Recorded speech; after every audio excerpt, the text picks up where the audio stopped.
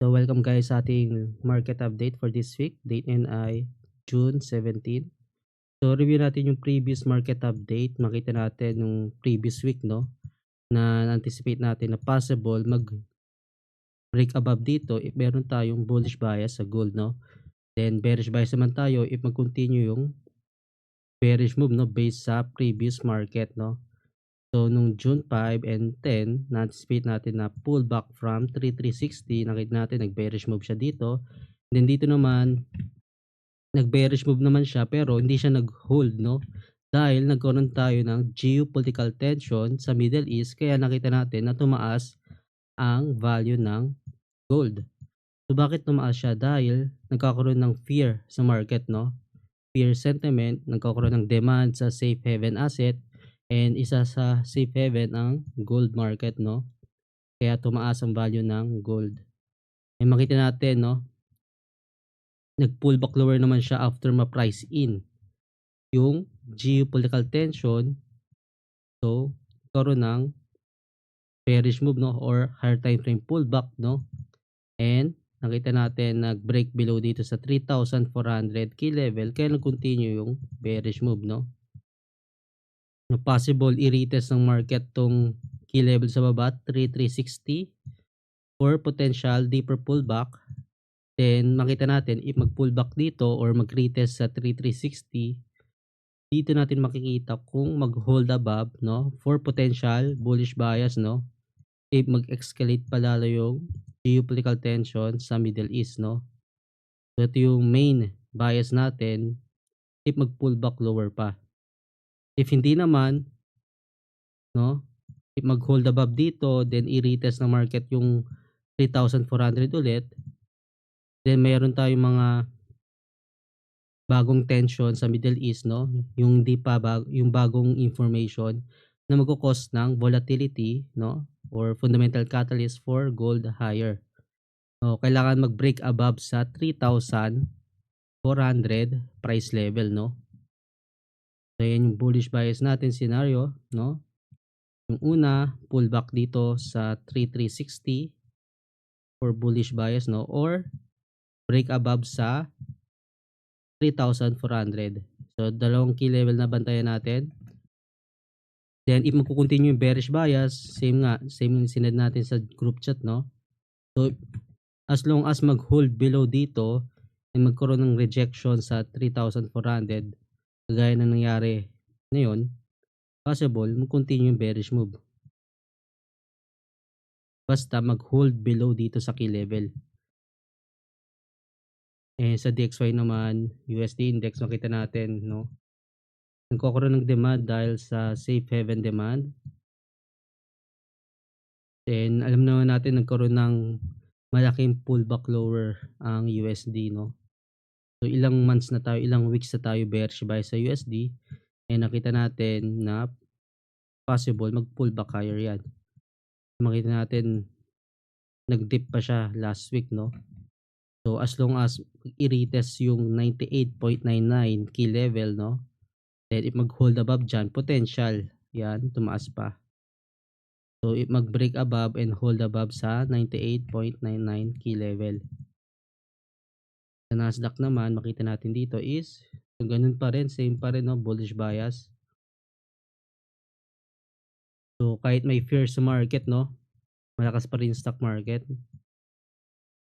Mabilis na price in yung geopolitical tension. So possible i-retest tong 22K, yung all time high, no. Eh yung target natin previous week, eh hindi pa siya na-hit. Tingnan natin sa higher time frame, no.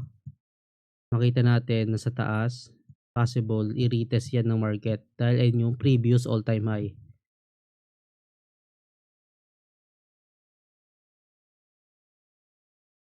natin. Gold.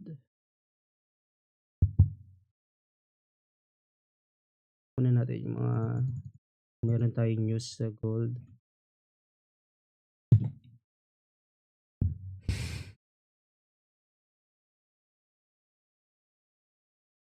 So yung question guys sa market update sa gold.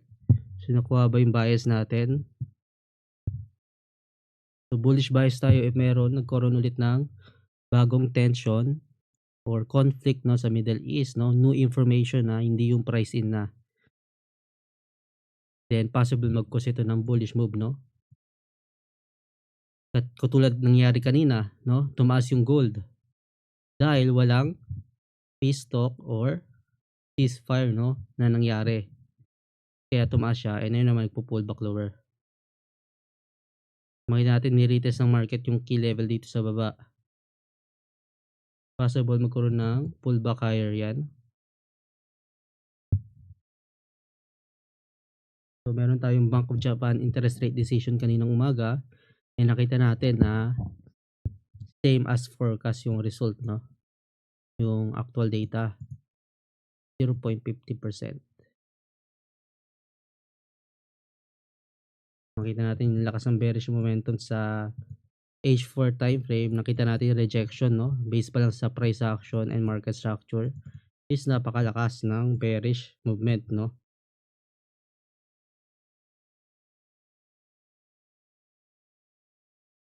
And nagda-drop pa siya.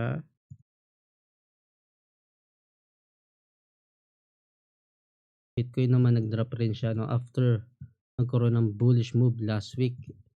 Kahapon pala, 'no. So kahapon nagkaroon ng bullish move, then ayun naman is na-fade out na siya ngayon. Tingnan natin mga previous trades natin for this week, 'no, yung June 17 kaninang umaga. So share ko sa inyo 'to sa group. So napag-buy tayo dito based sa buy signal, eh makita natin tumaas siya. Then ito yung mga confirmation natin, 'no. Nag-trade tayo during Asian session 9 AM. And dito naman same rin, meron tayong buy trade. Sa gold naman 'to, buy signal. Then makita natin dito hard time frame candle rejection, 'no, kaya tayo nag-enter, 'no. Bakit tayo nag-enter ng trade? Na-anticipate natin na yung bearish move na yan ay possible lower wick, 'no, formation ng lower wick, eh nakita natin sa 50 minutes and sa H1 time frame is nagkaroon ng lower wick, no. Then nag-flip to bullish, from bearish to bullish candle, eh nakita natin nagkaroon ng bullish momentum, no. Then nakapag-exit na tayo dito. So during Asian session yung entry na 'to. Ito naman kanina lang 'to. Nakapag-buy tayo sa Bitcoin.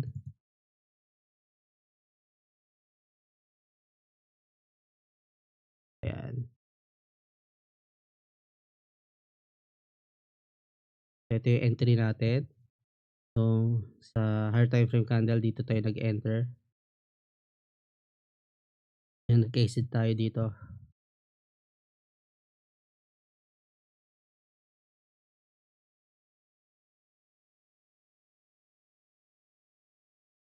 Nagda-drop yung gold, nakita natin dito.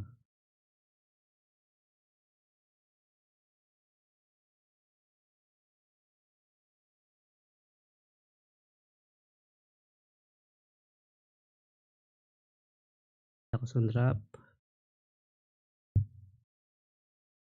So pwede ka mag-scalp buy dyan if nakahanap ka ng entry mo.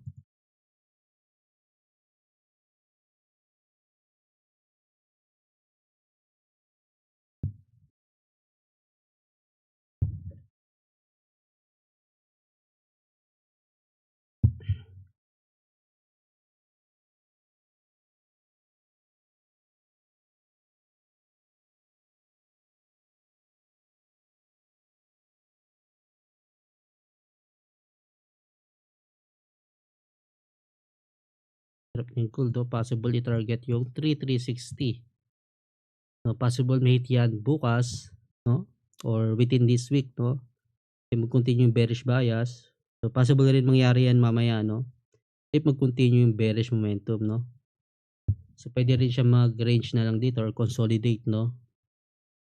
So depende yan sa market. So possible if mag-pullback yan lower dito tayo maghanap ng buy position, no. So kapag mag-enter ka ng buy, hintayin mo magkaroon ng bullish momentum, no. Magkaroon ng weakness ang mga seller, no, based sa price action, market structure, no, mag-form ng rejection sa 3360 key level, no. Hindi lang yung basta na napunta yung price dito is mag-enter ka na ng buy 'no. So, kailangan pa rin ng confirmation 'no. So, halimbawa dito, napunta sa 3,400 'no, hindi naman siya nag-hold above 'no, nagkaroon siya ng bearish momentum, nag-break below. So, bakit ka mag-e-enter ng buy if yung price action or yung sentiment ng market ay bearish 'no? Kaya kailangan mo tingnan pa rin 'yan na hindi ka lang blindly na mag-enter ng buy position dahil nasa key level.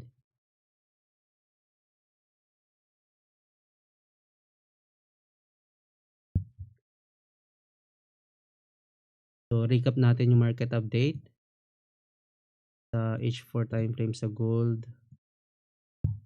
So, bullish bias tayo if mag-hold above dito sa 3,360 or break above sa 3,400 'no. So, ayun yung bullish bias scenario natin 'no, possible i-retest yung previous high. Then yung bearish bias naman scenario, sinend ko na kahapon na mag-break below sa 3,400 'no, nakita natin bearish bias tayo. And nakita natin is nag-bearish move na siya. Then mag-break below pa dito 'no, mag-break below 'no, malakas yung momentum ng seller, possible tuloy-tuloy 'yan 'no. Depende sa reaction ng market na possible i-retest yung mga key level sa baba.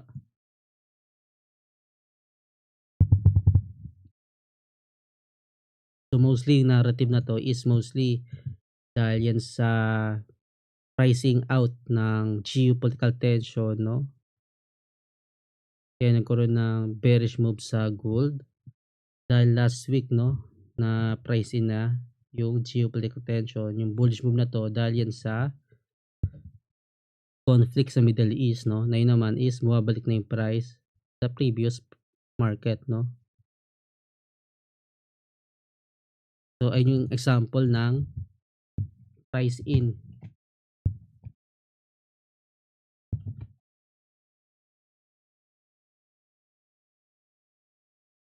Na price in na information, ibig sabihin na-digest na ng market yung information. So, kailangan ng new information if magko-continue ba yung bullish move sa gold. So, ayun lang sa market update natin sa gold 'no, and sa USD and Nasdaq. So, always adapt sa market sentiment, fundamentals 'no, economics 'no, central bank decision, yung real world events 'no. Dapat alam natin yung mga nangyayari sa mundo dahil ayun yung nagpapagalaw sa market 'no. So, ayun lang sa market update natin.